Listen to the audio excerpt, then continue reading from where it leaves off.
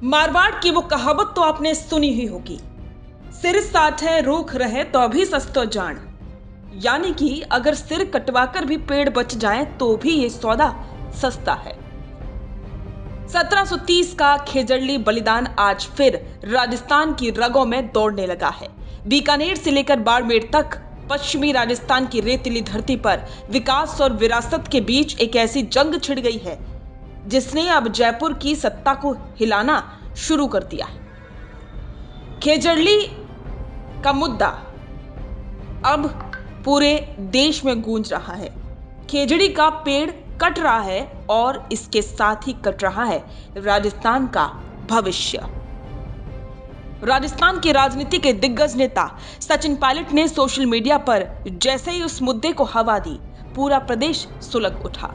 Pilot ने साफ लहजे में कहा कि विकास के नाम पर नए प्रोजेक्ट्स जरूरी हो सकते हैं, लेकिन जीवनदायी खेजड़ी की अंधाधुंध कटाई बर्दाश्त नहीं की जाएगी। पायलट का ये बयान उस आक्रोश को आवाज दे रहा है जो महीनों से बीकानेर और जैसलमेर की ढाणियों में सुलग रहा था।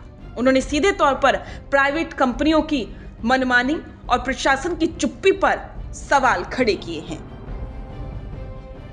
लेकिन ये लड़ाई आज की नहीं है। शिव विधायक रविंद्र सिंह भाटी पिछले 1 साल से अकेले इस मोर्चे पर डटे हुए थे। भाटी ने कई बार सोलर कंपनियों और ट्रांसमिशन लाइनों के नाम पर काटे जा रहे पेड़ों के खिलाफ धरने दिए, गिरफ्तारी दी और विधानसभा तक में गूंज उठाई।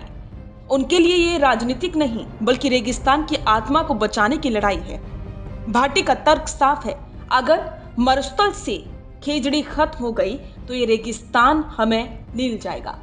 अब जब पायलट जैसे नेताओं ने इस मुद्दे को पकड़ा है तो रविंद्र सिंह भाटी का संघर्ष एक महा आंदोलन का रूप लेता दिखाई दे रहा है।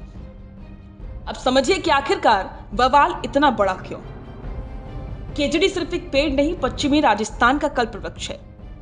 मरुस्थलीकरण, ये पेड़ रेगिस्तान के बढ़ते कदमों को रोकने वाली एकमात्र दीवार है।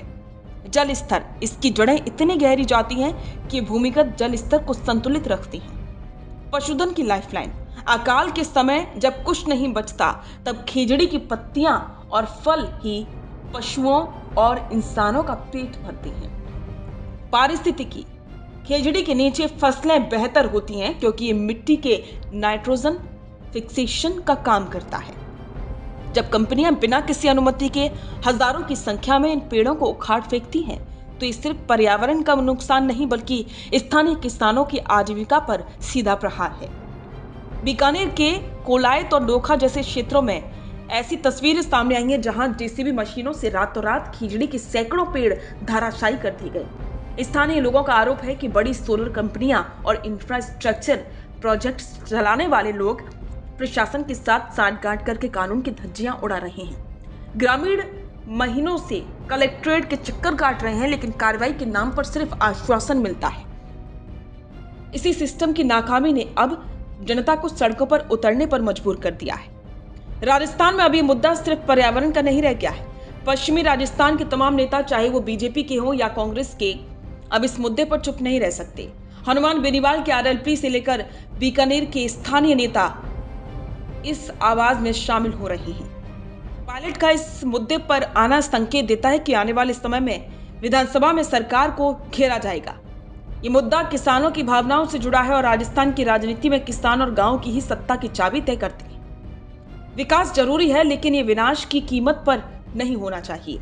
सरकार को चाहिए कि वो तुरंत प्रभाव से पेड़ों की कटाई पर रोक लगाए और उन कंपनियों पर भारी जुर्माना लगाए जिन्होंने नियमों को ताक पर रखा है। अगर आज खेजड़ी को नहीं बचाया गया तो आने वाली पीढ़ियां हमें कभी माफ नहीं करेंगी। राजस्थान की जनता अब जाग चुकी है। खेजड़ी की हर टहनी से अब विद्रोह की गूंज सुनाई दे रही है।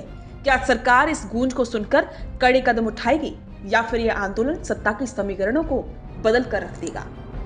रुकिए और जरा ध्यान से सुनिए। क्या आप हमारी इन खबरों से अपने व्यापार को भी बढ़ाना चाहते हैं? तो आप भी खबरों के दौरान इस तरह के एलिमेंट्स पर अपना विज्ञापन दे सकते हैं, या फिर ऐसे खबर के 1 मिनट बाद अपना पूरा विज्ञापन डलवाएं, जो कि 8 लाख से ज्यादा सब्सक्राइबर्स और फॉलोअर्स वाले द फैक्ट इंडिया चैनल्स और पेजेस से राजस्थान के कोने कोने में पहुंचेगा और इससे आपका व्यापार, ब्रांड सब कुछ बढ़ेगा।